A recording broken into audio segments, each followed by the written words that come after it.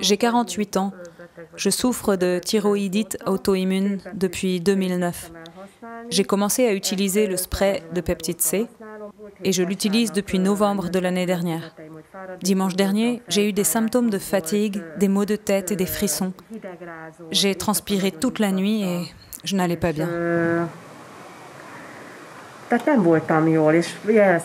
Et j'ai dit à ma famille qu'à mon avis, c'était autre chose.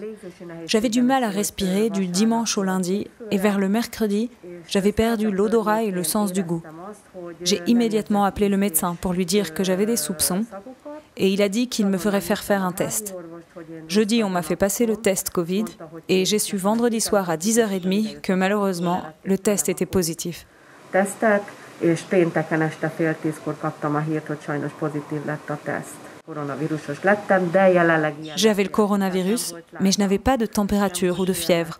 J'avais 36,2, 35,7, ce genre de température. Le seul inconvénient, c'était la fatigue. Mais cela a aussi changé un peu de jour en jour. Les sueurs nocturnes, la perte de l'odorat et du goût du dimanche au lundi, c'était des symptômes, comme quand on attrape un rhume et qu'on a la poitrine oppressée.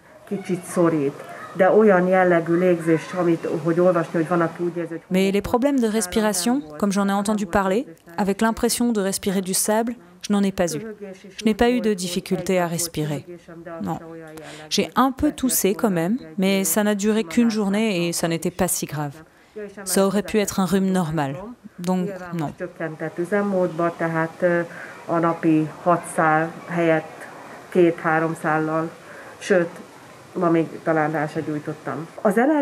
Et d'ailleurs, j'ajoute que je fume.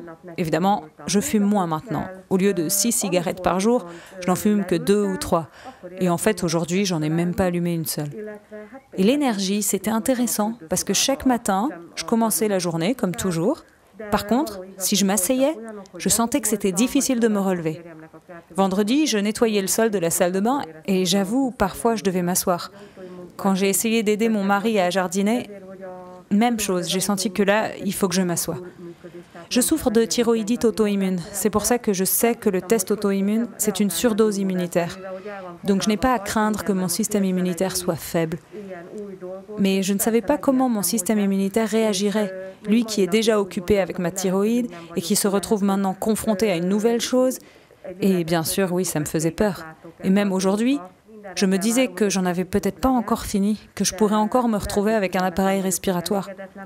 Chaque matin, j'espère que ça sera un peu mieux. Mais je suis peut-être trop impatiente et insatisfaite. Un peu mieux pour moi, ça serait que l'odorat et le goût reviennent. Mes valeurs VRC sont extrêmement bonnes. Je suis sûre que psychologiquement, ça aura un bon effet sur la maladie aujourd'hui.